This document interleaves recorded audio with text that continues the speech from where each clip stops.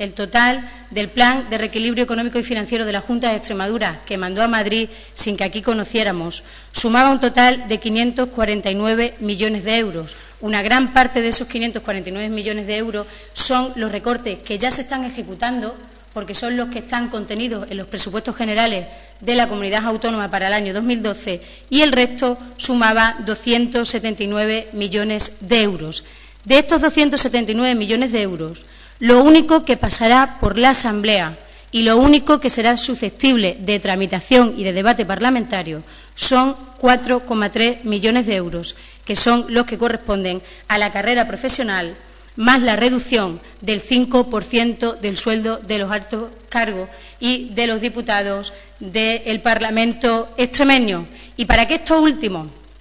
es decir, la rebaja del sueldo de los altos cargos, la rebaja del sueldo de los diputados y diputadas del 5%, para que esto último no se descuelgue, no se quede fuera,